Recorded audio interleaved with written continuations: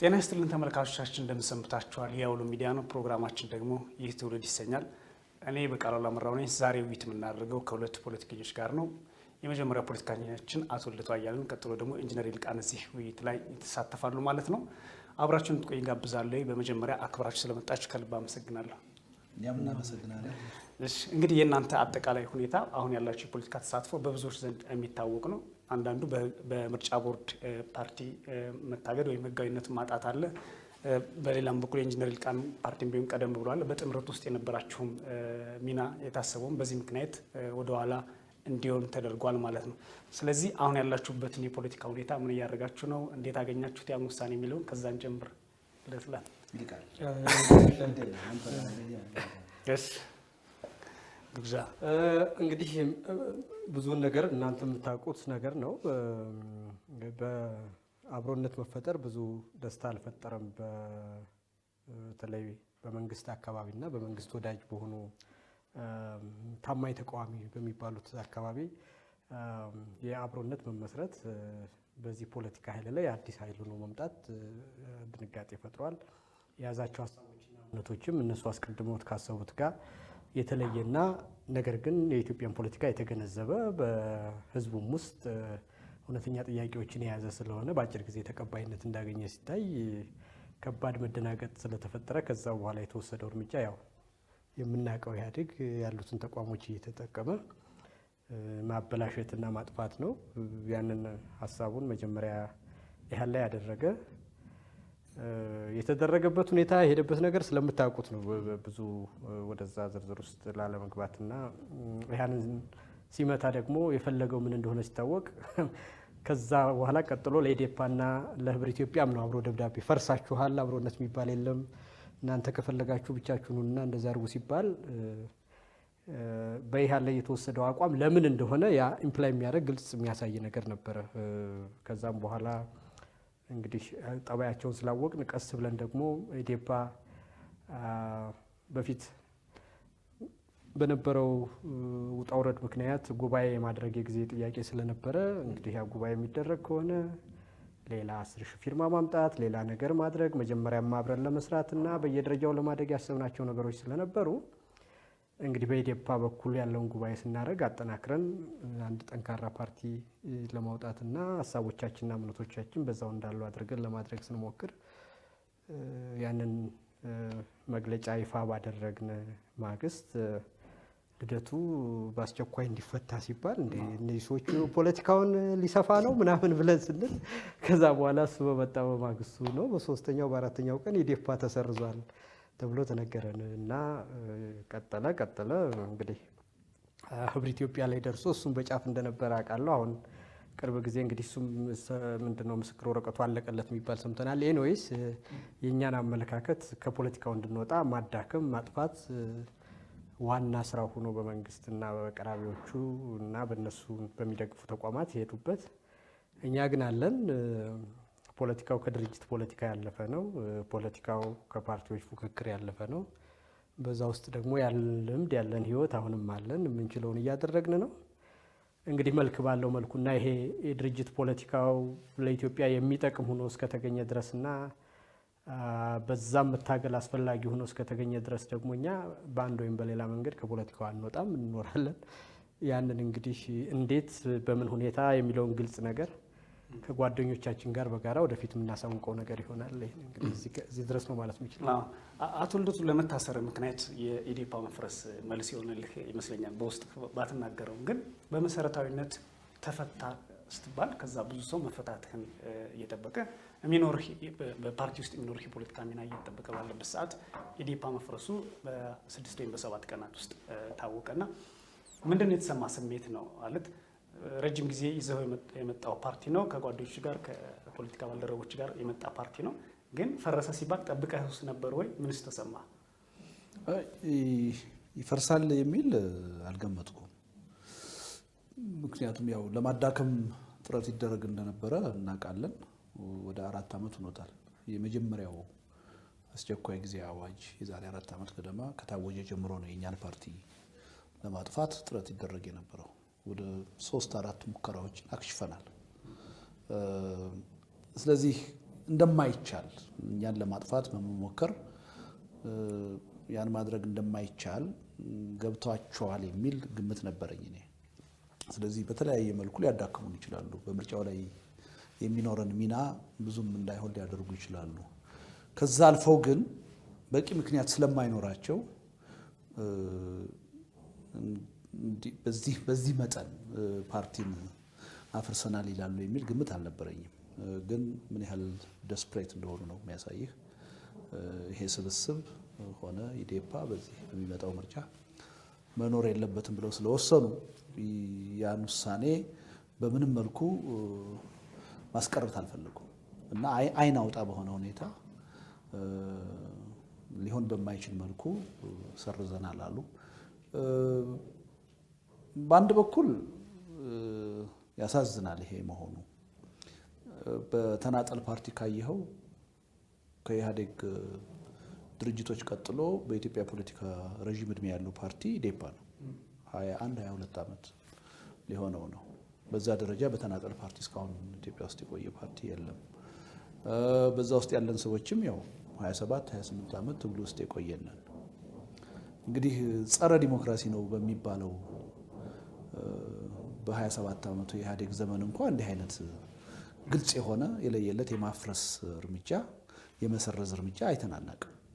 የተለያየ ተጽዕኖ ይደረግብሃል፣ ለማዳከም ሙከራ ይደረጋል። ይደረጋል። ከዛ አልፎ ግን በዚህ መልኩ አይን ባወጣ መልኩ ደብዳቤ ጽፎ ፓርቲ የመሰረዝ ጉዳይ ተገቢ ባልሆነ መንገድ ያኔ እንኳን አልሆነም እና በዚህ ደረጃ ይሄ ስርዓት በአንድ ጊዜ ወርዶ የዚህ አይነት ነገር ይፈጽማል የሚል ግምት አልነበረኝም እኔ እና ያ አስገርሞኛል። በሌላ በኩል ደግሞ እኛ ታጋዮች ነን። መንግስት ሊያፈርሰን ስለፈለገ ብቻ ሊያፈርሰን አይችልም። ትግላችን ይቀጥላል፣ ምንም ጥርጥር የለውም ማለት ነው። ምናልባት በምርጫው የሚኖረንን ሚና በተወሰነ ደረጃ ሊቀንሱት ይችላሉ። እሱ ደግሞ ያን ያህል የሚያሳስብ አይደለም። አሁን አገሪቱ በቋፍ ነው ያለችው። ምርጫው የኢትዮጵያን ችግር ምናልባት ያባብስ እንደሆነ እንጂ እንደማይፈታ እናውቃለን። የሚያጓጓ ምርጫ አይደለም። ስለዚህ እነሱ ስልጣንን የማራዘም ጉዳይ የሞት የሽረት ጥያቄ አድርገው ሊያጓጓቸው ይችላል የምርጫው ጉዳይ።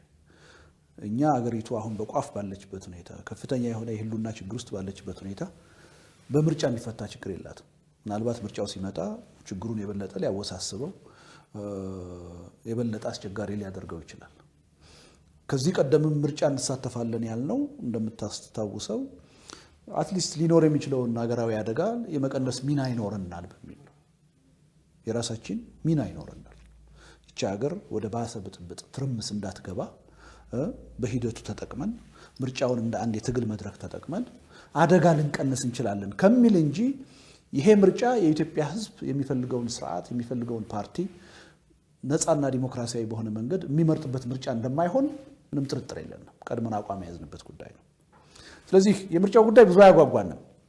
ግን መታወቅ ያለበት መንግስት ስለፈለገ ብቻ እኛ ከፖለቲካ ጨዋታ ውጭ ልንሆን አንችልም። ይሄን ቁርጡን ማወቅ አለበት። አካላችንን ካላጠፋን በስተቀር በእንዲህ አይነት ተጽዕኖ እኛን ከፖለቲካ ውጭ ማድረግ አይችልም። እኛ ታጋዮች ነን። እሱ ሲፈልግ ምንኖር ሳይፈልግ ምንጠፋ አይደለም። ይሄን ቁርጡ ማወቅ አለበት። እነሱ ትግል የሚባለውን ነገር ከመጀመራቸው ከብዙ ዓመት በፊት ነው እኛ ታጋይ ነበር። ይሄ አሁን እነሱ እየታገለን ጥለናል እያሉ የሚሉትን ስርዓት የወጣትነት እድሜያችንን ስንታገል ያጠፋን ሰዎች ነን።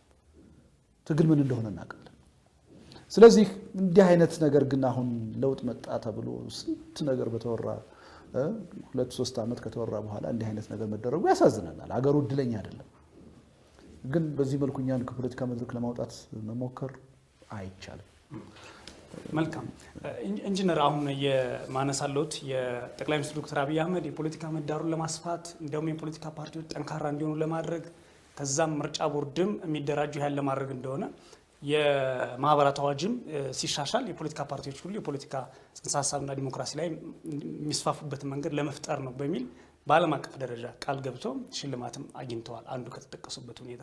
ሁለተኛም በተደጋጋሚ የሚናገሩት ያንን ነበረ። ይሄ የናንተ ፓርቲ በተለይ የሁለታችሁ ፓርቲ ከዛም ጥምረቱ እንዲከስም የማድረጉ ሂደት ግን ይሄን የሚያሳይ ነው ወይስ በዛኛው ውስጥ የነበረው የሳቸው ንግግር ሙሉ ለሙሉ ሐሰት ነው ማለት እንችላለን? ወል እንደው በግልጽ ስንነጋገረው በኢህአዴግ ውስጥ እውነቱን መነጋገር አለብን። ከዚህ በኋላ በኢህአዴግ ውስጥ የሚያስቡ ጥቂት ሰዎች ናቸው። ሌላው ሰው ተከታይና ያለፈ እንደሆነም የማኔጀርነት ሚና እንጂ የሊደርሺፕ ሮል አልነበረውም። ስለዚህ የድርጅቱ ማስተር ማይንድ የሚባሉት አይዲዮሎግ የሚባሉት የተወሰኑ ሰዎች ናቸው። ሌላው ተከታይ ነው፣ አስፈጻሚ ነው። እነሱ ያሉትን በፕሮፓጋንዳ የሚጮህ ነው። ሶ ያ ስለነበረ አሁን ወደ ስልጣን የመጡት ሰዎች የኢትዮጵያን ችግር ስፋትና ጥልቀት አያውቁትም። በቃ ስህተቱ የሚጀምረው እዛ ላይ ነው እና ያኔ የነበረው ግርግር፣ ያኔ የነበረው ተወዳጅነት፣ ያኔ የነበረው ኢፎሪያ የኢትዮጵያን ሁኔታ የሚያሳይ አድርገው ገመገሙና አቋም ወሰዱ። ስለዚህ የሚያደርጉት ነገር ሁሉ ከዛ የተነሳ ነው አመለካከታቸውን ሁሉ የሚወስነው። ያንን ኃይል የያዘ ሰው በምርጫ ማን ያሸንፈዋል? ያንን ኃይል የያዘ ሰው የበለጠ ያስወድሰዋል። ዲሞክራቲክ ማድረግ የበለጠ ሌጂቲሜት ያደርገዋል። ስለዚህ 10 ዓመት ለመግዛት በቂ የሆነ ኃይል አለኝ። ከዛ በኋላ ያንን ሁሉ ተቋማትም ነፃ ናቸው፣ ሚዲያውም ነፃ ነው። ያ ሁሉ ዲስኩር የመጣው ከዛ ነው። ግን ያ ሁኔታ የኢትዮጵያን መሰረታዊ ጥያቄዎች በመፍታት ረገድ የሚያሳየው ነገር ምንም እንደሌለ እኛ እናውቃለን። ያ ነገር ደግሞ ከሆነ ጊዜ በኋላ እንደሚመጣ በተለይ ለውጥ ምንድነው፣ ክራውድ ሳይኮሎጂ ምንድነው፣ በዛ ሂደት ውስጥ የሚከሰቱ አስተሳሰቦች ዘላቂ ሆነው እስከየት ይቀጥላሉ የሚለውን ቅድም ልደቱ እንዳለው እኛ በደንብ እንረዳለን፣ እናውቃለን። ያ የልጆች ጨዋታ ሆኖ እንደሚያልቅ እናውቀው ነበረ። ሶ ያናሉ እኛ ግን አንድ ስቴፕ ሄደን አስበንበት ስለነበር የሚያዋጣው ነገር ይሄ ነው፣ የምንሄደውም ይሄ ነው፣ መፍትሄውም ይሄ ነው ብለን ስንናገር ያ የነሱ ዩፎሪያ እየተነነ ህዝብ በእርጋታ ማሰብ ሲጀምር ጥያቄዎችን ፍጥጥ እያሉ ሲመጡ ሶሉሽን ኦሪየንትድ የሆነ ሀሳብ ያለው ማንጋ እንደሆነ ሰው አየ። የቆምንላቸውን አቋሞች በደንብ ኮሙኒኬት ማድረግ ጀመርን። ያኔ ጭንቅ መጣ ማለት ነው። በአጠቃላይ ኢትዮጵያን ስለማያውቋት በጣም የሆነ የአቅም ችግር ያለበት ነው አሁን ያለው። በግልጽ እንነጋገር እንግዲህ ሀገር አደጋ ላይ ወጥቷል። ስለዚህ እይታቸውን በጣም ሻሎ ስለነበረ ይሄ ሁሉ ምስቅልቅል ነገር የመጣው እኛንም የማጥፋትና ፓኒክ ሪያክሽን የተጀመረው በዛ ምክንያት ነው። ስለዚህ ግምገማቸው ስለ ሀገራቸው ያላቸው እውቀት ትንሽ ነው። ይሄ ደግሞ በኢህአዴግ ቤት ውስጥ ሌላው ጀሌና ተከታይ ሆኖ ትንሾቹ ያሰቡ የሚኖር በጣም ዲሞክራቲክ ሴንትራሊዝም የሚባለው ሀሳብ ያለው የኮሚኒስት ድርጅት ስለነበር ከዛ የመጣ ነው። በሰዎቹ መፍረድ አይቻል ይሆናል። እንደዚህ ነው የማይሆን።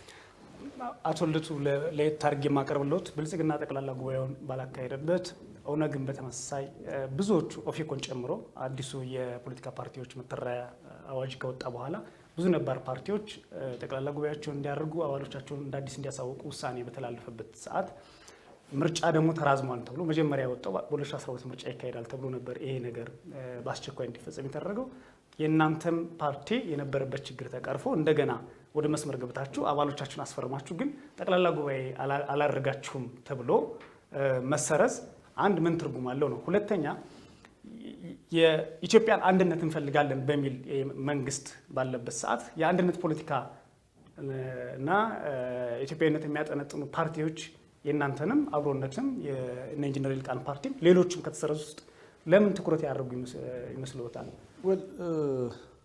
አንደኛው አሁን ቅድም ያልከው የዚህ የጠቅላላ ጉባኤ ጉዳይ እኛ ደብዳቤ ተጽፎ ሲሰጠን ለምሳሌ ኢሃን ተሰርዟል ሲባል ለኛ የመጣልን ደብዳቤ የሚለው ምን ነበረ? የጠቅላላ ጉባኤ ማካሄድ ይቀራችኋል የሚል ነበር። ያው ተገቢ እንዳልነበረ ብናቅም ለማካሄድ ወስነን ቅድም ይልቃል እንዳለው ዝግጅት ጀምረን ነበር። እንደውም በዛ ጠቅላላ ጉባኤ ሶስቱም ፓርቲዎች ወደ አንድነት መተን ውህደት ለመፍጠር ነበር እየሰራን የነበረው። ይሄ ኢንፎርሜሽንም ስላለ ነው። ይሄን ለማጨናገፍ ተብሎ ያ ነገር ቀረና በፊርማ ሰበብ እኛን ሰረዙ። እኛን ከሰረዙ በኋላ ያን የጠቅላላ ጉባኤ ጊዜ ሁኔታ አያስፈልግም ብለው እንደገና ወሰኑ። ምክንያቱም ኦልሬዲ ኢዴፓ ተሰርዟል። የጠቅላላ ጉባኤው አስፈላጊነት ያኔ እኛን ቻሌንጅ ለማድረግ ነበር፣ እኛን አጣብቂኝ ውስጥ ለማስገባት በዚህ አጭር ጊዜ ይሄን ማድረግ አይደርስላቸውም ተብሎ ነበር። አሁን ግን ያው ሌሎቹም ደግሞ እንዲያደርጉ ስለማይፈልግ በተለይ ብልጽግና ጉባኤ እንዲያደርግ አልተፈለገም። የውስጥ ችግሩን ያልፈታ ድርጅት ነው። ጉባኤ ላድርግ ቢል ወደ መፍረስም ሊሄድ ይችላል። ስለዚህ ይሄ ስላልተፈለገ በተቃዋሚዎች ተሳቦ እንዲራዘም ተደረገ እና ይሄ የሚያሳይህ አሁንም የተቋም ነፃነት እንደሌለ ተፈጠሩ የተባሉት ተቋሞች ሳይውሉ ሳያድሩ የገዢው ፓርቲ አገልጋዮች መሆናቸው መሳሪያ መሆናቸውን የሚያሳይ ነው ይሄ ወደ ሁለተኛው ጥያቄ ስመጣልህ ምንድነው እናንተ ላይ ትኩረት ያደረጉት የሚለው እኔ ቅድም ከይቅርታ ጋር ይልቃል ያልከው ማልስማማው ታማኝ ተቃዋሚዎች አይደሉም አሁን ብልጽግናን ያጀቡ ያሉት ታማኝ ተቃዋሚዎች እኛ ነው ይሄ ይገባኛል ግልጽ መሆን አለበት ታማኝ ተቃዋሚ እኛ ነን መርህ አለን ነው ምናነሳው አጀንዳ ለገዢዎቻችን ይጠቅማል ይጎዳል ብለን ሳይሆን ለሀገርና ለህዝብ ይጠቅማል ይጎዳል ብለን ነው ምናነሳው ሐሳብ አለን አማራጭ ሐሳብ አለን ይሄ ብልጽግና ፓርቲ ሐሳብ የለው መርህ የለው ፕሮግራም የለው ተዋይቶ በጉባኤ ያጸደቀው ወጥ የሆነ ከየትኛው ጎራ እንደሆነ ሊበየን የሚችል ሐሳብ የለው ስለዚህ ትልቁ ቻሌንጁ ምርጫ ሲመጣ ወደፊት ሐሳብ ያለው ፓርቲ ነው የሚሆነው ስለዚህ ከራሱ ጥላ ጋራ ተወዳድሮ ነው ምርጫ ያሸነፍኩ ማለት ይፈልጋል አንዴ ነው ሁለተኛ በ97 ምርጫ የነበረንን ሚና ያውቃል ኢህአዴጎች አልነበሩ እነሱ አሁን ችግሩ እኮ ሰው ኢህአዴጎች መሆናቸውን ይረሳዋል በ3 በ4 ወር የምርጫ ካምፔይን እንዴት አድርገን ህዝቡን አሳምነን ኢህአዴግን ችግር ውስጥ እንደከተትን ያውቃል ከዚህ ፍርሃት ገና አልተላቀቁም አሁን ያውቃሉ የኛን ፖቴንሻል ያውቃሉ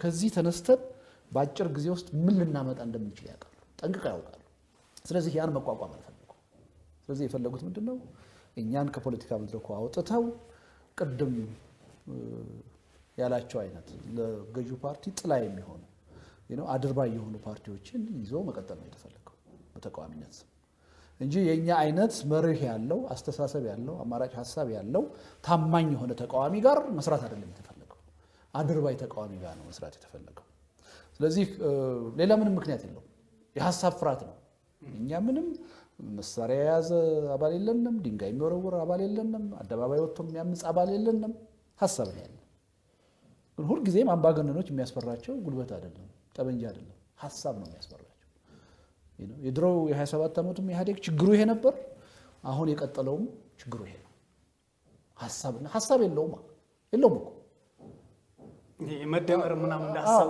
ካሁኑ ግራ ገብቷቸዋል አሁን እኛ ጋራ ምርጫ ዘመቻ መጥቶ መድረክ ላይ ቁጭ ብለው መከራከር ቢጀምሩ እናቃቸዋለን እኮ አሁን ሊያሰልፏቸው ያሰቧቸውን ሰዎች እነ ዛሪጋ ብርሃን ሬድዋን እኮ ናቸው እነሱ ጋር እኮ ብዙ መድረክ ላይ ተገናኝተን ተያይተናል እኮ እና ማሰብ ራሱ አልቻለም ከኛ ጋር እንዴት ነው ቁጭ ብሎ የሚከራከር ስለዚህ ያለ ምንም ይሉኝታ እነዚህን ጠራርጌ ከመድረኩ አውጥቼ የራሴ ጥላ የሆኑ ፓርቲዎች ጋራ በወዳደር ይሻላል በወሰን ቁርጡን ነው የነገረና አሁን እኮ በቃ እኔ በሐሳብ ሳይሆን በጉልበት 5 ዓመት መቀጠል ፈልጋለሁ ከመድረኩ ውጡ ብሎ ነው ያወሰነው የተለየ ሌላ ምክንያት የለውም በጉልበት አውራ ፓርቲ የመሆን ፍላጎት ኢህአዴግ ውስጥ የነበረው ተመልሶ ብልጽግና ውስጥ እንዳለ በአንድም በሌላ መንገድ ከዚህ በፊትም ሲነሳ የነበረ ነው ግን እንደዚህ ሆኖ ወደ ምርጫ የሚካሄድ ከሆነ ምን አይነት የፖለቲካ እና የምርጫ ቀስቀሳ ድባብ ወይም ደግሞ የምርጫ ሂደት ይኖራል ብለው ያስባሉ ኢንጂነር ይሄ ከባድ እንትን ነው እንደው ዋናው መረዳት ያለብንና አስቀድመን አውቀነው መንቀሳቀስ ያለብን የሚመስለኝ ይሄ ነው ምናልባትም አንዳንድ ጊዜ ከልደቱ ጋር ስንነጋገር መጠነኛ ልዩነት ያለን የሚመስለኝ ልደቱ አምባገነንን የማዋለድ አስተሳሰብ እንደሆነና ይሄ ስርዓት ወደ አምባገነንነት የመሄድ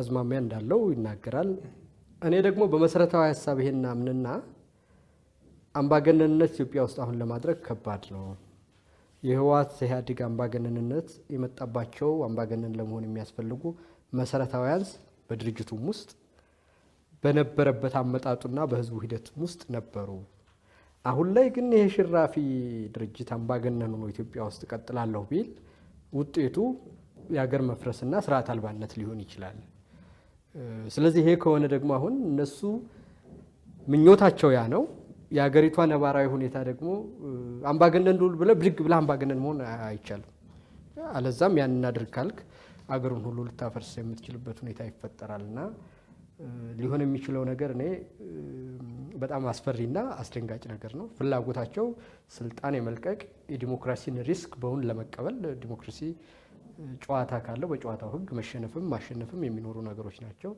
ስለዚህ ስልጣን እስከ መልቀቅ የሚያስኬድ ነገር ሊመጣ እንደሚችል አምኖ ያልተዘጋጀ ኃይል በሌላው ግን ደግሞ በየትኛው መንገድ ስልጣኑን ለማስቀጠል መሰረታዊያንስ በድርጅቱም ውስጥ ይለሉና በአገሪቷም ነባራዊ ሁኔታ ውስጥ በሌለ ሁኔታ ያ ሙከራ በአገርና በህዝብ ላይ ሊያመጣ የሚችለው በጣም አደገኛና አስፈሪ ነገር ሆኖ ነው የሚታየኝ። የሚያስጨንቀኝም ይሄ ነው እውነቱን ለመናገርና ግልጽ ከሆንኩኝ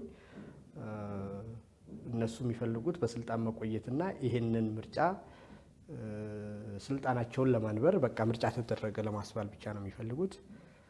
ግን ደግሞ በህዝቡ ውስጥ ያለው የተለያየ ክፍፍል መንግስትን ዲሌጂቲማይዝ የማድረግ ከለት በለት ያላቸው ተቀባይነት ማጣትና ድርጅት የሚባለውም ነገር በራሱ ለመያዝ አምባገነንም ለመሆን የሚያስችል ነባራዊ ሁኔታ ስለሌለ በአገር ላይ ትልቅ ጉዳት ሊመጣ ይችላል የሚል ነው ስጋቴ።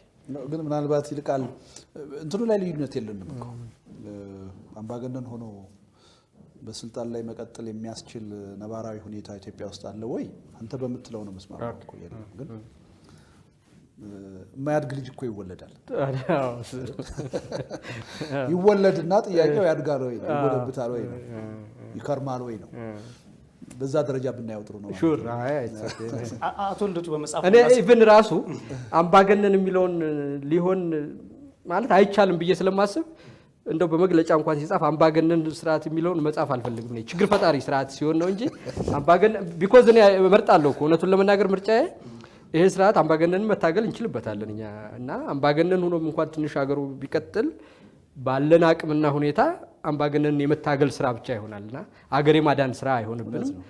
ከአቅማችን በላይ ችግር ተከቦን የምንናገረውን እስከምናጣ ድረስ መሄጃ አያሳጣንምና ያ ቢሆን እንደውም ምንድነው ከመጥፎ ምርጫዎች ውስጥ አለ አይደለም ዘሌስ ኢቪል አረጋም አምባገነንነትን መርጥ ነበር። ግን ያንንም የሚቻልበት ሁኔታ የለም ብዬ እንደ ውስጤ እንትን ስለሚል እንጂ በእይታ ብዙ ርቀት አለን ብዬ አይደለም። ብልጽግና ላይ ቀደም ሲልም እንደተነሳው ጠቅላላ ጉባኤ አላካሄደም፣ ፕሮግራሞቹ አልታወቁም፣ የሚተዳደርበት ወይ እቅዱ ፕላኑ በሙሉ አልታወቀም። እንደውም በቅርብ 10 ሚሊዮን አባላት አሉ ሲል የኦዲትና ቁጥጥር የሚባለው የነሱ አሳወቀ ሲል ምርጫ ቦርድ ዝም ብሎ ማለፉ አነጋጋሪ ነው ነበር። ማለት መቼ ጠቅላላ ጉባኤ አድርጎ ነው ኦዲትና ቁጥጥር ያስመረጠው? 10 ሚሊዮን ደጋፊዎች አለኝ የሚለው መቼ ነው ብልጽግና የሚል ብዙ ሰዎች ማህበራዊ ሚዲያ ላይ ሲቀባበሉት ነበር። በመሰረታዊነት ግን እነዚህ ሁሉ ነገሮችን ያላሳወቀ ፓርቲ ህልውናው ኤግዚስት ያላረገ ፓርቲ እንደ አንድ ፖለቲከኛ ከብልጽግና ጋር ነው ትግል እያደረጉ ያሉት ወይስ አጠቃላይ ከሀገሪቱ ችግሮች ጋር ነው ትግል እያደረጉ ያሉት ብለው ያስባሉ? መጀመሪያ ደጋግሞ በተለያየ መድረክ ተናግረናል። ኢትዮጵያ ውስጥ የምርጫ ቦርድን ህግና ደንብ ወይም ደግሞ የፓርቲ ማቋቋሚያ አዋጅን ባለማሟላት መሰረዝ ያለበት ፓርቲ ኢትዮጵያ ውስጥ ካለ የመጀመሪያው ፓርቲ ብልጽግና ነው የሚሆነው። አንዱንም መስፈርት አያሟላም። አንዱንም መስፈርት በጣም አስቂኝ የሚሆነው አሁን የኛ መሰረዝ እሱ ነው። አሁን በርሶ ንግር እስካላሟላ እኮ ፓርቲም አይደለም ነው ጭራሽ ማለት መሰረዝ የሚለውም ራሱ አይገባውም ነው። አይገባውም። አዎ፣ ግን ምንም ልታረጋው አትችልም። ኢትዮጵያ በዛው በነበረችበት አዙሪት ቀጠለች። የሚቋቋሙት ተቋማት ነፃና ገለልተኛ ሆነው ሁላችንንም በእኩልነት ያገለግላሉ ስንል መልሰው የመንግስት አገልጋይ ሆኑ፣ የመንግስት መጠቀሚያ መሳሪያ ሆኑ። ምንም ማድረግ አትችልም። ሂደቱ ቀጠለ። ሌላ ብቻ አይደለም እኮ አሁን ከመስከረም 30 በኋላ ስልጣኑን አራዘመ ይሄ መንግስት አይደለም። እንኳን አይደለም በዚህ ሁኔታ ስልጣንህን አራዝመህና በምርጫ ተመርጠህ ማለት ነው ያለህን 5 ዓመት መፈጸም የማትችልበት ሁኔታ ተፈጥሮ በሁለተኛው በሶስተኛው ዓመት መንግስት ቢፈርስ ከዛ በኋላ የሚቋቋመው መንግስት ህገ መንግስቱ በግልጽ ነው የሚለው ነው ባላደራ መንግስት ነው የሚሆነው። አዋጅ ማውጣት አይችልም። እስከሚቀጥለው ምርጫ ድረስ በ6 ወር ምርጫ መካሄድ አለበት። ኬርቴከር ሆኖ ነው የሚቀጥለው። አንድ ቋሚ መንግስት ሊሰራው ከሚችለውም በላይ እኮ ነው አሁን ይሄ መንግስት ውሳኔዎች እየወሰነ አዋጅ እያወጀ ጦርነት እያወጀ አገር እያስተዳደረ ያለው እና በህግና በስርዓት የሚመራ ኃይል አይደለም። ይሄ ኃይል በዘፈቀደ በራሱ ፍላጎት ብቻ ለኢትዮጵያ ያለዋት አማራጭ እኔ ብቻ ነኝ ብሎ ይቀጥላል ኃይል ይቀጥላል። የት ያደርሰዋል? ይሄ ነገ ምናየው ይሆናል። እሱ ግን ፍላጎቱ ይሄ ነው። ይሄን ደግሞ ደብቆ የሚያደርገው አይደል፣ በግልጽ እኮ እየነገረ ነው። አሁን ትልልቆቹ የብልጽግና ካድሬዎች እኮ ወጥተው ሰሞኑን እየነገሩ ነው። ድሮ ያስደንቀን ነበር አይደል ኢህአዴግ ከፈረሰ ኢትዮጵያ ተኖርም ሲባል እንዴ እቺ ኢትዮጵያ እኮ ኢህአዴግ ከመፈጠሩ በፊት እኮ ለሺ ዘመን ኖራለች ዛሬም ወደፊትም ያለ እናንተ ልትኖር ትችላለች እና ፈርሳታላችሁ ነው ወይ የምትሉት ለምን እንዲትላላችሁ ብለን እንደነቅ ነበር ዛሬ ይግረማችሁ ብለው ዶክተር አብይ ከሌሉ ኢትዮጵያ ትኖርም የሚባልበት ሀገር ሆነ አየህ አለቀ ብልጽግና ፓርቲ ያለ መሆኑን የሚነግርህ እኮ ይሄ አንድ ፓርቲ መሪ ከሌ የሚባለው መሪ ከሌላ ሀገር አይኖርም ካለህ እኮ እንደ ድርጅት የለም ማለት ነው እሳቸውን የሚተካ ሌላ ሰው የለኝም ይያለህ እኮ አይደል ወይም ከሳቸው ውጪ በቲም ወርክ በኮሌክቲቭ ዲሲዥን የሚወስን አካል የለም ይያለህ እኮ ነው ግልጽ ነው አባባሌ ምን እንደ ስብስብም የለንም እኮ ነው ይያለ ያለው ስለዚህ ግን I'm sorry ወርዛ ያረግም ብልጽግና ፓርቲ እንደዚህ ለመተቸትም እኮ ወርዛ ያረግም ግን ያገሪቱን ስልጣን የተቆጣጠረ ኃይል ሆኖብን አማራጫትን እኮ ነው ስለሱ እናወራው አሁን እንጂ በህግም እኮ ሊኖር ማይገባው እኮ ነው ከማን በፊት መሰረዝ የነበረበት እሱ ነው እና ይሄ ግልጽ ቢሆን ጥሩ ነው ግን ወደርንም ጠላንም መንግስት ስለሆነ ስልጣን ይዞ ስላለ አገራችንን እየመራ ስለሆነ በማንፈልገው መንገድ ቢሆን ስለሱ መወያየት መነጋገር ግዴታችን ሆኗል አስፈሪም ነው እንጂ ደሞ ልደቱ አሁን እሱ የምትለው ነገር እኮ ቅድም አገዛዞች ብለው እርሶ ማህበራዊ ሚዲያ ፌስቡክ ላይ ይጻፉታል አገዛዞች ሊወድቁ ሲሉ እንደዚህ አይነት ባህሪ ያሳያሉ እኔ ከሌለው ሀገሩ ይፈርሳን ይላሉ መውደቃቸው አይቀርም ሲሉ ጽፈዋል እንደው እንዲያብራሩልኝም ስለፈለኩ ነው አው እሱ ነው አሁን እኔ ቅድም እንደው ክፉን ነገር ላለመናገር ብዬ እንትን ያልኩት የሰው ልጅ በተለይ አምባገነንና ከባድ የሆነ አምቢሽን ያለው ኃይል እና ነባራዊ ሁኔታው አልጣጣም ሲል በጣም ፓኒክ ነው የሚሆነውና ደሞ በመንግስት ደረጃና ትልቅ ቦታ ላይ ሆኖ አንድ አካል ከተረበሸ ሊያደርስ የሚችለው ጥፋት በጣም አደገኛ ነውና ፈሪ ጨካኝ ነው ኖርማሊ ማለት ደፋርና ጀግና ሙሉ ልብ ነው ይቅርታ ያቃል እስከ ርቀት እንደሚሄድ ያቃል ነገሮችን ለክቶ ይንቀሳቀሳል ግን አምባገነን በጣም ፈሪ ነው ጨካኝ ነው ስለዚህ ምኞቱና ነባራዊ ሁኔታው አልመጣጠንለት ሲረበሽ የሚያደርሰው ጥፋት በጣም አደገኛ ነው ሰይፉን ወደ ግራ ወደ ቀኝ ያ ማለት እኮ አይገልም እኔ አምባገነን ሆኖ አይቀጥልም ስል ግልጽ መሆን ያለበት ጥፋት ለመፍጠርና ሀገርን ለማፍረስ የሚችል ያንዳንዱ ሰው እየወሰደ እስር ቤት ማጎር ማቃጠል ሴራ መተንተን ታዋቂ ሰዎችን ማስገደል ሃይማኖት ተቋማትን በሆነ ነገር ማስነካት ብሔረሰቦችን ማጋጨት ሌላ እና መንግስት ፓኒክ ሲሆን አቅመቢስ ሲሆን ህልሙና ነባራዊ ሁኔታው አልጣጣም ሲል የሚመጣው የመንፈስ መረበሽ እና ፍርሃት ጭካኔን ይወልዳልና ይሄ በጣም አደገኛ ነገር ነው የኢትዮጵያ ህዝብ ማስቀድሞ አውቆ ለዚህ ነገር ተዘጋጅቶ ነገሮችን መልክ ያስያዘ አማራጭ ሐሳቦችን ያሰበ መሄድ እንዳለበት ለማየት ነው እንደው ይሄን የጠቆምኩት ዝንባሌያቸውን አይተናል እና ለማጠቃለል ያህል ምንድነው ምኞትና ነባራዊ ሁኔታ አልጣጣም ሲልና በትልቅ ኃላፊነት ላይ ያለ ኃይል ሲረበሽ ሊመጣ የሚችለውን አደጋ አይፈጥርም ማለት አይደለም አምባገነን ለመሆን ነባራዊ ሁኔታው አይፈቅድለትም ብዬ ስናገር ግን የፍላጎትና የነባራዊ ሁኔታ አለመጣጣም ሊፈጥር የሚችለውን ሀገራዊ ችግር ግን ሊኖር እንደሚችል ጊቭን መሆን አለበት እንደውም የአምባገነን መሰረቱ ፍርሃት ነው ፍርሃት ደግሞ ጭካኔን ይወልዳል እነዚህ ነገሮች የለውም ማለት አይደለም የሚለውን ትኩረት ለመስጠት ነው አቶ ልደቱ አሁን ያለንበት የሀገራችን ሁኔታ እናንሳና የመጀመሪያ ጥያቄ ማድረገው የፈራችሁት ያላችሁት ወይም ያሰባችሁት ባንድሚን በአብሮነት ውስጥ መግለጫ ያወጣችሁባቸው ጉዳዮች እየተከሰቱ ነው በያስባለኝ አሁን ያለው የኢትዮጵያ ሁኔታ ለርሰው ምን አይነት ስሜት ነው የሚሰጠውት ከፖለቲካ ትንበያው ወይም አስተሳሰቡ ባለፈ አሁን ያዩያቸው ነገሮች አሉ በዚህ አንድ ወር ሁለት ወር ውስጥ ማለት ነው ወል እንግዲህ አሁን አንዱ ችግር ምንድነው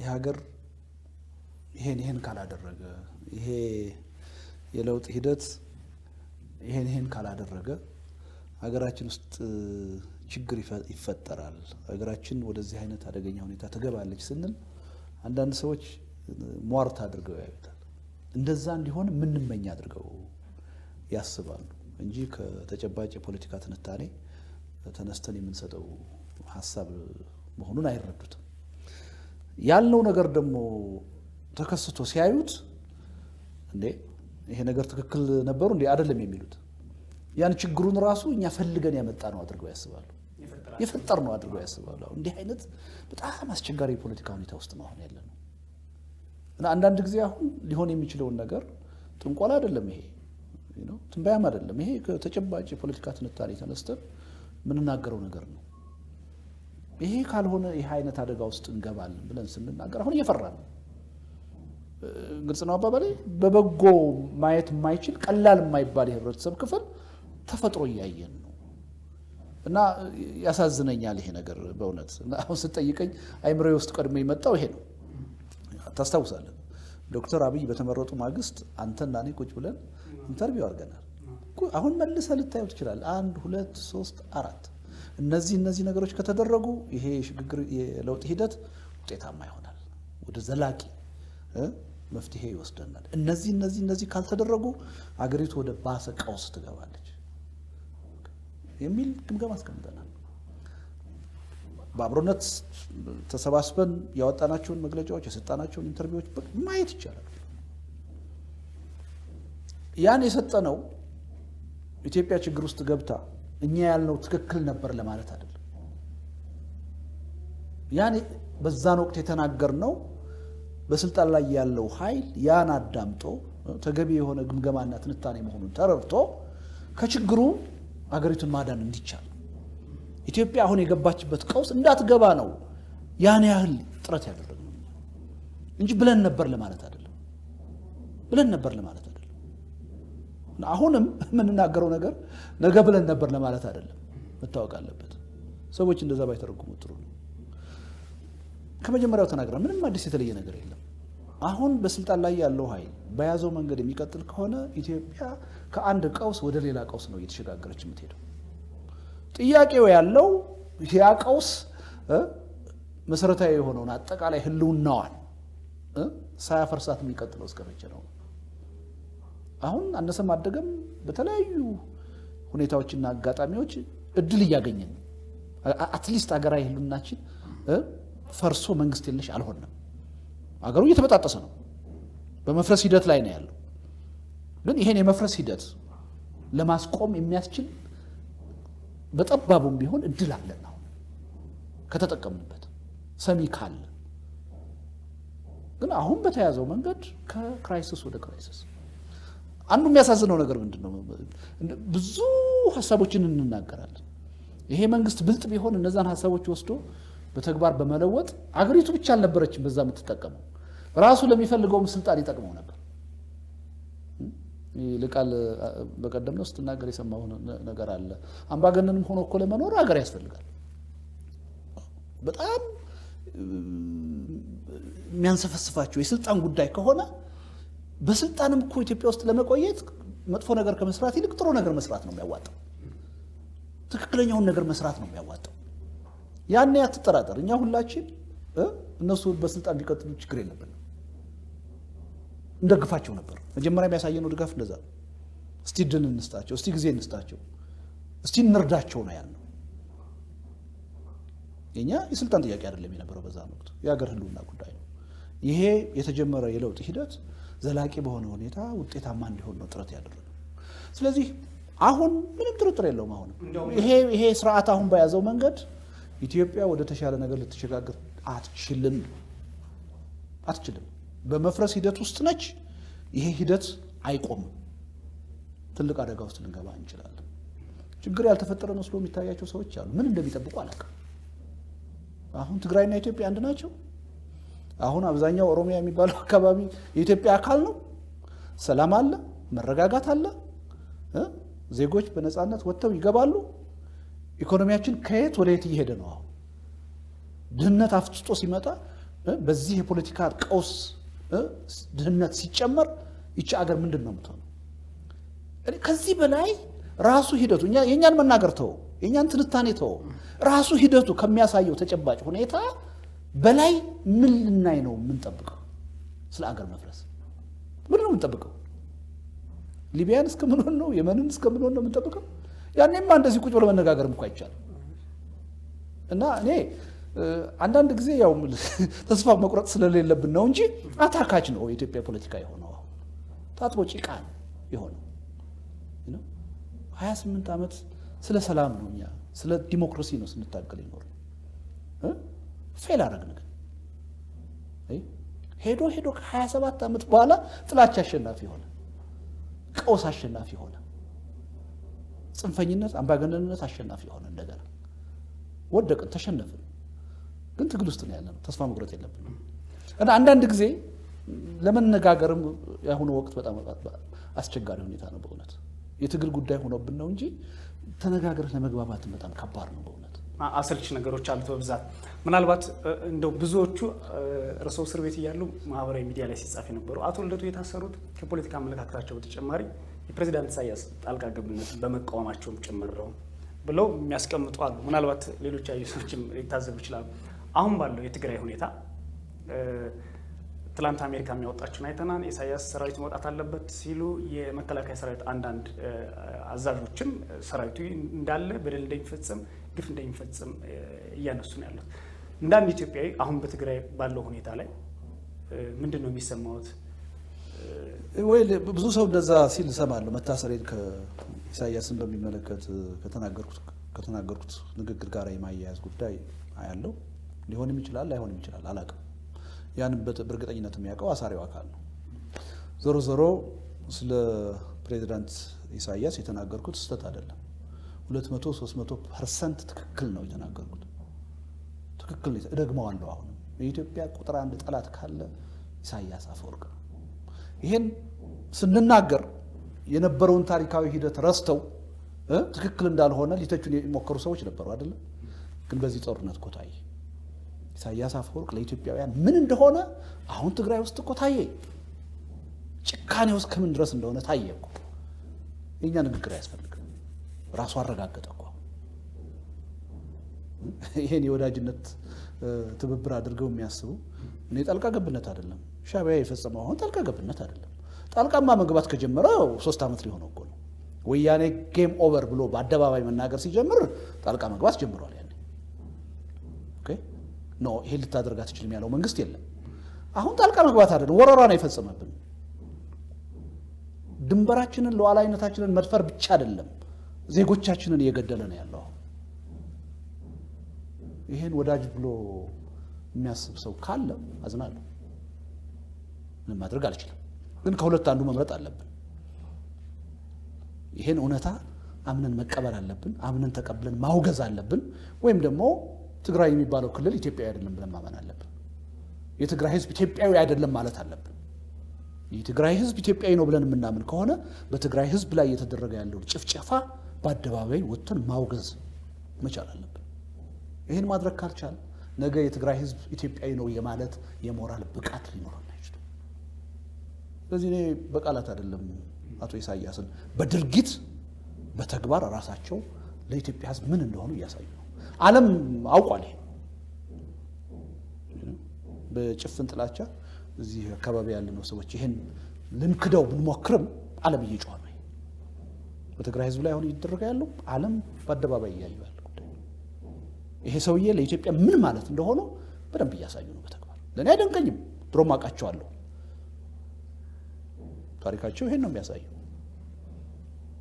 ስለዚህ በዛ ጉዳይ ነው የታሰርኩት አይደለም አላቅም አሳሪው ነው የሚያውቀው የተናገርኩት ነገር ግን ምንም ሞላውልበት ነገር አይደለም አሁንም እምነቴ ነው በሳቸው ልክ ኢትዮጵያ ጠላት የላትም ምናልባት ኢንጂነር እንደው እዚህ ላይ ጣልቃ የመግባታቸው መጠን ፕሬዝዳንት ኢሳያስ አፈወርቂ ወይም አሁን አቶ ልደቱም እንዳሉት የመጨፍጨፋቸው ወይም የወረራ የመፈጸማቸው እድል ይህን ያህል ይሆናል ብሎ ያስቡ ነበር አንድ ትንሽ ለየት ያለ ነገር እንትን ብሎኛል እኔ ማለት ኢሳያስን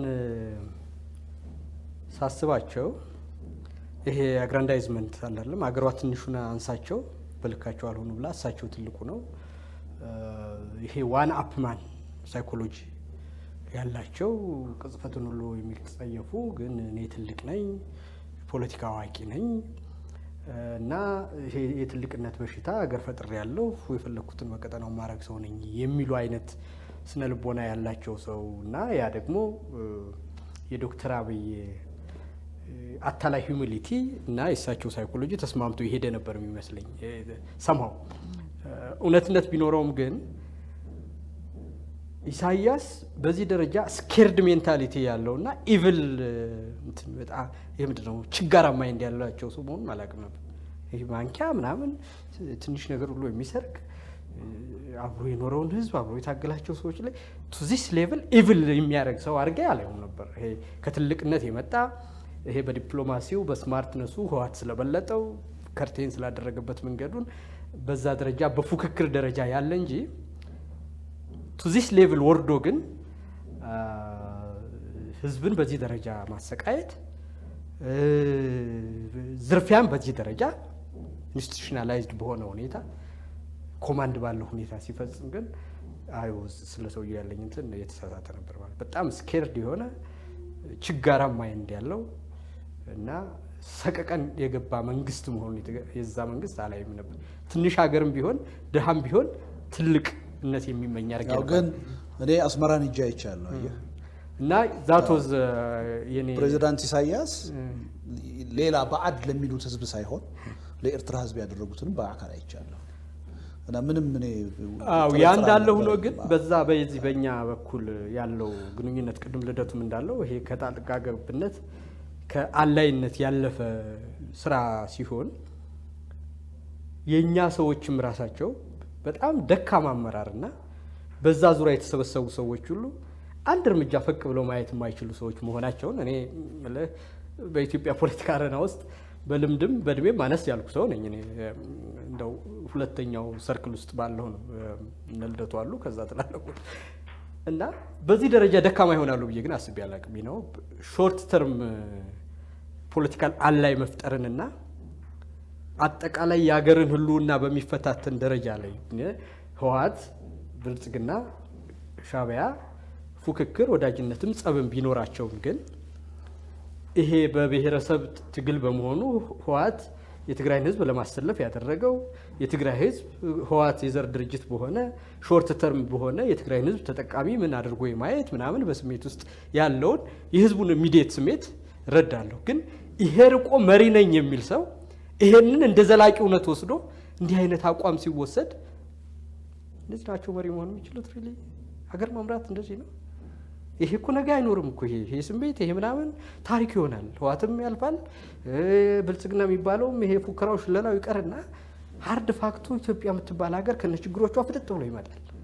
ይሄንን አንድ እርምጃ የማያዩ ሰዎች በዛ የተሰበሰቡ የሻዕቢያ ወዳጅነት እዚህ ያሉ ሰዎች ሁሉም ነገር ህዋትን ፎርዛት ማተርኛ ልዩነት የነበረን በህዋትም ላይ እንደው በግልጽ እንዲታወቅ የነበረን አቋም ህዋት ከጊዜ ወደ ጊዜ ከኢትዮ ኤርትራ ጦርነት ጀምሮ ከድርጅቱ መከፈል ጀምሮ ከመለስ ሞት ጀምሮ እየተዳከመ ያለ ድርጅት ስለሆነ የምንወስደው አቋም ዲተረንስ ከሆነ ህዋት ማዕከላዊ መንግስቱን በመያዙ ምንም ነገር ሙጭጭ አድርጎ በመያዙ ኢንተለጀንሲውንም ወታደሩንም ቢሮክራሲውንም በመያዙ ነው እንጂ በአቅም አሸንፎን ስላደለ ከዛ እየገለለልን እግዚአብሔር ከሄደ ልኩን እያገኘ ኢትዮጵያ ወደዚህ ትሄዳለች ብለን እንጂ ህዋት ወዳጁንን አይደለም።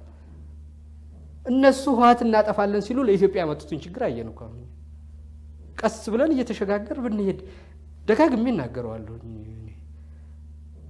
የደብረ ጽዮን ሐሳብ እኛን ሐሳብ ይበልጠኛል ወይም ሐሳቦቹ ያስቸግሩኛል ብዬ ነው ጠረጴዛ ላይ ለመነጋገር ምፈራው። ድሮም ቢያሉን እኮ ጠመንጃውን ይዘናል አሸንፈናል ደህንነቱ አለን ምን ዞር በሉ ማንና ማን ተጣላ እያሉ ነበር። እዛ ሆነው ግን አቅማቸውን ለክተው ይሄን መከላከያውን ሌላ ኃይሉ ነው መንግስቱን ሌላ ኃይሉ ነው ከተነጋገርን ቀስ ይያል ለውጡን እናመጣዋለን። አይ የለም እነሱ አሁንም ቢሆን ህዋትን በጠመንጃ አሸንፈው ከኢሳያስ ጋር ኢሳያስ ወዳጅ መሆንን ዋና ትልቅ ምንድነው ለኢትዮጵያ መዳኛ እና ትልቅ ስትራቴጂ አድርገው ያንን ነገር ኮርነር ሲደረግ የሆነው ነገር ሁሉ ሆነ። አሁን እንግዲህ ህዋትም ሄዷል። ይሄንን ረሃብ ይሄንን ዓለም አቀፍ ችግር ይሄን ኢትዮጵያን ቀውስ አሸክሞ ነው በመጠፋፋት እዚህ ላይ ነው ያለውና ይሄንን ፖሊሲ ነው የመረጡት ሰዎቹ። ምንድነው ያመጣብን ነገር ነው? አሁን በዋናነት ያመጣብን ሳይሆን አንድ ነገር መረዳት ያስፈልጋል። አሁን ይልቃል ያለው ላይ ትንሽ ለመጨመር ነው። አሁንም ያው አንዳንድ ግልብ የሆነ አስተሳሰብ ያላቸው ሰዎች ጦርነትን ስናወግዝ እንዲህ አይነቱ በጣም ስሜታዊ የሆነ አርቆ የማያስብ የፖለቲካ ውሳኔ ስህተት እንደሆነ ስንናገር በተለየ ሁኔታ ለህውሃት ርህራሄ ያለን ወይም ወዳጅነት ያለን አድርገው የሚያስቡ ሰዎች አሉ። በጣም የሚያሳዝነው ግን ህውሃትን በመታገል ታሪክ ከኛ ጋራ እዚህ ግባ የሚቀርብም ታሪክ ያላቸው ሰዎች አይደሉም። እንዲህ ብለው ደግሞ የሚያስቡት ህውሃትን ከኛ በላይ የታገለ የለም።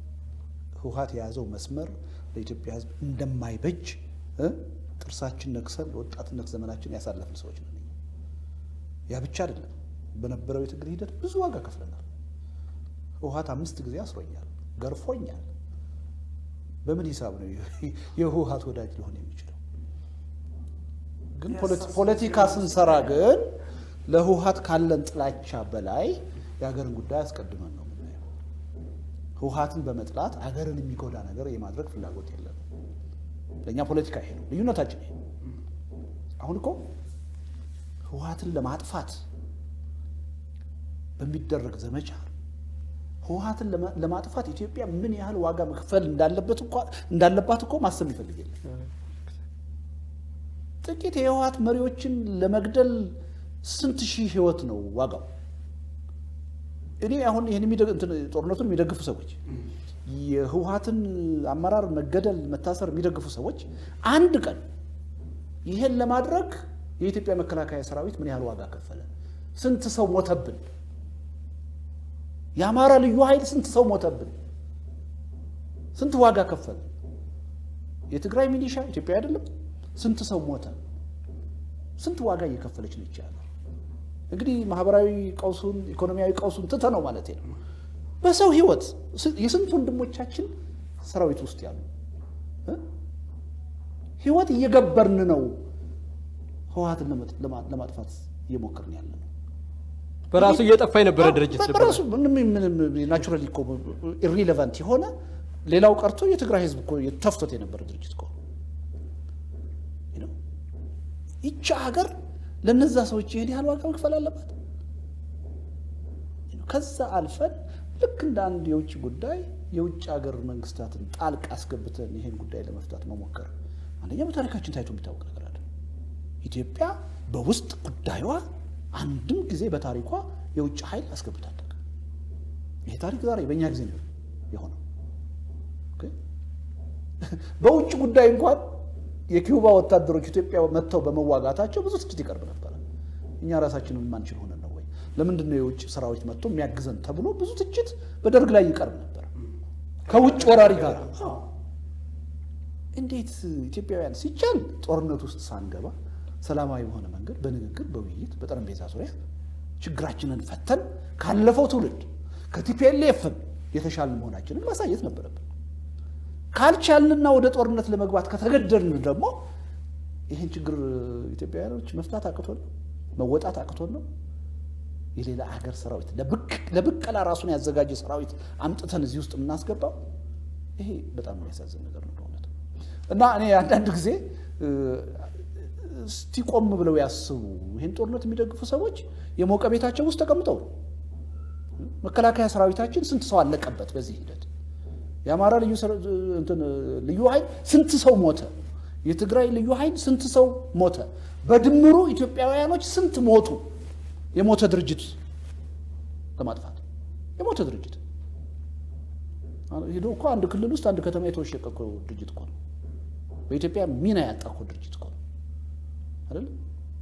ብልሃት ቢኖረን ስለ ኢትዮጵያ አርቀን የምናስብ ቢሆን የህወሓት አመራርን አካላቸውን ለማጥፋት አይደለም መጣሪያ የነበረብን፣ አስተሳሰባቸውን ለመንቀል ነበር። እነሱ የተሸነፉት አሁን እየጠፉ ያሉት እኮ የነሱ አስተሳሰብ አሸናፊ ሆኖ ነው። ኢትዮጵያ ውስጥ ብሔርተኝነትን በከፍተኛ ደረጃ ኢትዮጵያ ውስጥ አቀጣጥለው ከፍተኛ ደረጃ ላይ አድርሰው ራሳቸውን ጠፉበታል። ግን ህግ ያደረጉትን መዋቅር ያደረጉትን ይሄን የብሔር አስተሳሰባቸውን የልዩነት አስተሳሰባቸውን አሸንፈን ከኢትዮጵያ መንቀል ነበር ድል። እነዚህ ሰዎች በመግደል ምንም ይመጣል ገለን እንደውም ምናልባት ሰማዕት እናደርጋቸዋለን ለተከታዮቻችን። እና ያሳዝናል ሪሊ በእውነት ኢትዮጵያ ከዚህ ሁሉ መስዋዕትነት በኋላ ከዚህ ሁሉ ሂደት በኋላ እንደዚህ አይነት ቀውስ ውስጥ መግባቷ ቅድም ውድቀታችን ነው ያልኩ ለዛ ነው። የህይወት ዘመን የፖለቲካ ኪሳራ እንደከሰርኩ ነው የምቆጥረው።